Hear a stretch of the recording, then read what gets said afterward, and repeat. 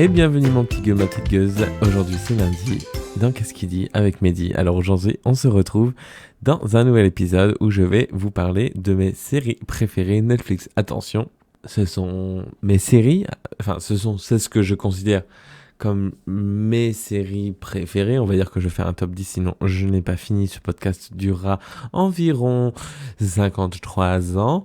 Donc voilà, je vais faire un top 10 des dernières séries que j'ai regardées, mais exclusivement séries qui se trouvent sur la plateforme Netflix, parce que sinon j'ai pas fini. Entre Charmed, The Desperate Housewives, Grey's Anatomy par exemple, il y en a plein d'autres. Je me suis dit que j'allais répertorier celles que j'avais regardées sur les, disons, 3 dernières années. Alors comment parler de séries ou de programmes télé ou de choses comme ça de Netflix sans aborder évidemment mon numéro 10 qui est nul autre que Love is Blind. Ça fait beaucoup de bruit. J'ai regardé, alors pour ceux qui n'ont pas regardé, Love is Blind c'est une télé-réalité, entre guillemets, enfin, ça reste une télé-réalité, mais on n'est pas sur un délire tel que Les Anges ou Les Marseillais ou compagnie. Donc en fait Love is Blind ça va être des gens qui vont être je crois que c'est 10 garçons et 10 filles ou 5 filles, c'est un garçon, je sais plus combien on avait au début, j'en ai retenu que 2 ou 3, et qui vont faire des dates à l'aveugle, mais pas comme l'amour est aveugle. Chacun devrait plus ou moins trouver son match rapidement. Voilà, donc eux, ils seront pas dans le noir à proprement parler, puisqu'ils seront dans une salle, et en fait, ils parleront à travers une espèce de vitre teintée, donc ils pourront pas voir la personne à qui ils parlent. Et franchement, j'ai trouvé ça très sympa, parce que ça permet, de découvrir des valeurs, et de découvrir les gens à l'intérieur, entre guillemets, avant de découvrir un physique. Clairement, sachant que c'était une télé-réalité, vous imaginez bien qu'ils n'ont pas collé des gros tons non plus là-dedans. Mais j'ai trouvé ça hyper sympa, sachant que à la fin, je crois qu'il y en a 3 ou 4 couples quand même qui sont toujours ensemble aujourd'hui, et c'était très sympa. Voilà, c'était vraiment quelque chose que j'ai aimé regarder, dans le sens où on s'attache quand même, on se dit ah ouais, enfin c'est pas fake comme les télé-réalités qu'on a en France. Voilà pour mon numéro 10. J'ai donc ici devant moi ma liste, et c'est vrai que je me dis qu'est-ce que je vais mettre en numéro 9. Alors, je pense que j'ai trouvé, plus ou moins. Donc, je pense que je vais mettre la série Dead to Me, pour ceux qui ne l'ont pas vue. C'est une femme qui perd son mari, déçue de ça. Elle décide d'aller dans un groupe de soutien pour, je pense que c'est pour les personnes qui ont perdu un proche. Et donc, du coup, elle se lie d'amitié avec une nana pas très, stable émotionnellement, disons ça. Et elles vont se rapprocher et elles vont se découvrir l'une l'autre. Sauf qu'évidemment, il y a un hic. Je ne vais pas vous spoiler, mais c'est une très, très bonne série que je conseille. Et en plus, je crois qu'il y a déjà 2 saisons. Et ça se regarde vraiment très très vite. En 8e position, ça a été compliqué, mais je vais mettre Living with Yourself. Alors je sais pas ce que c'est le titre français pardon. Voilà, mais c'est l'histoire d'un mec qui se réveille dans la forêt, il rentre chez lui et il a un clone. Sauf que le clone, c'est une version améliorée. Sauf que le clone ne sait pas qu'il est un clone et l'humain sait qu'il est humain, mais du coup les deux sont persuadés d'être humains et du coup c'est assez cocasse. En 7e position, je mets I Am Not Okay With This, qui est pour moi une adaptation un petit peu, ça me fait penser aussi à Carrie la Vengeance. Donc c'est une ado au lycée, sans soucis, mais sans vraiment trop de potes, sans vraiment de vie sociale de fou. Et en fait, elle découvre qu'elle a un petit peu de pouvoir.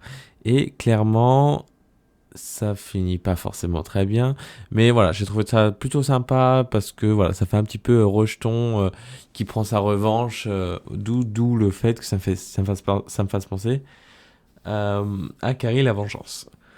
En 6e position, je crois que j'en suis à la 6e position, je vais mettre Bonding.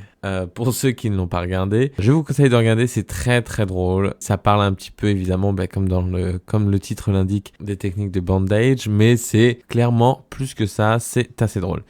Pour la 5e position, je pense que je vais mettre les 2 saisons, je vais les mettre ensemble, les 2 saisons de The Haunting of Bly Manor and Hill House. Franchement, ça c'est très sympa. Je m'attends tout le temps à la fin de ce genre de film, ce genre de série, trucs qui font peur, je prévois à peu près.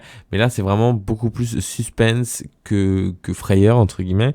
Et du coup, j'ai vraiment bien aimé comment c'était tourné, comment c'était filmé, le fait qu'ils nous perdent un petit peu aussi dans l'histoire pour au final nous révéler tout à la fin. Ça, c'est vraiment le style de série ou de film que j'aime, c'est quand tout est révélé à la fin. Pour la 4e position, ça commence à devenir un petit peu compliqué, mais je vais mettre Queen's Gambit, ou le jeu de la dame en français. Alors ça, je pense que tout le monde en a entendu parler, donc fin 2020, évidemment, décembre je crois, fin 2020, donc évidemment ça traite du sujet des échecs, dans un milieu très masculin, même je dirais exclusivement masculin, dans les années 80 ou 90, je ne sais plus. Et du coup, ça nous emmène vraiment à avoir une autre vision des échecs. Et j'ai cru comprendre que beaucoup de personnes s'étaient mises aux échecs juste après cette série parce que ça devenait très intéressant et on comprenait que c'était beaucoup mieux, beaucoup plus profond et réfléchi que juste pousser quelques pions au hasard. En top 3, je vais mettre Dark. Parce que Dark, j'adore. Ça sonnait un peu comme Dark Vador, mais non. Dark, j'adore. Oh, ça pourrait faire une campagne de pub, ça, pour Dior. Non, voilà. Dark, j'adore le fait de remonter dans le temps. Ça nous perd un peu. C'est un peu ce que je disais un peu tout à l'heure à propos de The Haunting of Bly Manor. C'est qu'on découvre un petit peu tout à la fin. Là, ça va être différent. On découvre petit à petit aussi. Mais c'est beaucoup plus profond, entre guillemets. C'est des choses ça va vraiment nous retourner le cerveau et on va se dire mais what the fuck, qu'est-ce qui se passe là? Faut mettre pause, faut le regarder 2 fois. Je pense que c'est le genre de série qu'il faut regarder 2 fois. Mais franchement, c'est top. 3e position, Dark.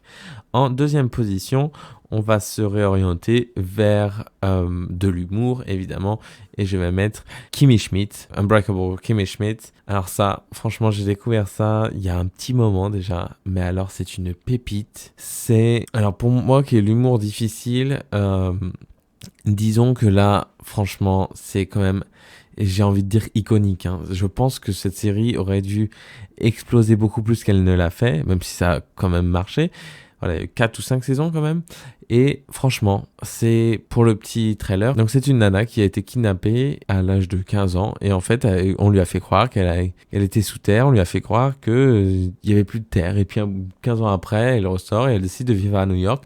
Sauf que du coup, elle veut pas qu'on sache qu'elle a été kidnappée. Et donc du coup, elle ne connaît toujours pas les téléphones, Internet et toute l'évolution. Et du coup, il va falloir qu'elle s'intègre. Forcément, on va rencontrer quelqu'un qui est aussi... c'est quelqu'un qui est très, comment dire, joyeux, très gai dans sa vie de tous les jours et du coup c'est très drôle. Et en top 1, évidemment, pour ceux qui me connaissent, je pense que vous en doutez, j'ai mis The OA, traduisé par l'ange originel, et c'est quelque chose, cette série m'a quand même retourné le cerveau, clairement, faut dire ce qu'il y a. Et là, trailer, donc c'est une jeune fille qui disparaît et 7 ans plus tard, enfin une jeune femme plutôt déjà, qui disparaît et elle est aveugle et tout ça, donc du coup les parents sont inquiets et 7 ans plus tard, elle réapparaît, enfin ils la voient à la télévision, elle saute d'un pont et elle la retrouve à l'hôpital et elle leur dit mais qui êtes-vous? Et ses parents lui disent bah c'est nous en fait. Et elle n'est plus aveugle. Elle se souvient plus ou moins de sa vie. Et du coup on va comprendre comment elle a fait pour disparaître ou être kidnappée ou fuguer ou tout ça vous l'apprendrez en étant aveugle et en revenant en n'étant plus aveugle et en ayant une expérience. Enfin franchement faut juste regarder en fait. Je sais pas trop comment le dire. Franchement, c'est abusé. Ils ont arrêté, je crois, au bout de la 3e saison parce que ça marchait pas alors que ça aurait dû cartonner. Franchement, cette série, ça aurait dû cartonner. Il y avait eu pas de pub. Mais bon, voilà. Et du coup, j'espère que ce petit classement ne vous aura pas déçu. Je vais évidemment donner quelques petites mentions spéciales. Désenchanté, le dessin animé que j'aime beaucoup. J'ai aussi bien aimé Grace and Frankie. Alors ça, j'ai adoré. Petite mention spéciale. Et évidemment, une mention spéciale pour les chroniques de Bridgerton, je crois que ça s'appelle. Ou Madame Bridgerton, je ne sais plus. Non, Bridgerton. Les chroniques de Bridgerton. Après, il y en a plein d'autres. Il y a énormément de séries. Il y a beaucoup de choses, il y a Black Mirror. Mais voilà, mon classement, c'était un petit peu compliqué. Mais en essayant d'inclure, évidemment, un petit peu de toutes les catégories et en essayant peut-être de vous conseiller une autre série. Une série aussi qui ne se trouve pas sur Netflix et que je conseille à tout le monde, c'est Westworld. Alors là, au niveau retournement de cerveau et incompréhension jusqu'à la fin, on y est, un petit peu futuriste, très bien, je le conseille vivement. Et donc du coup, on se retrouve tout de suite pour la news du jour.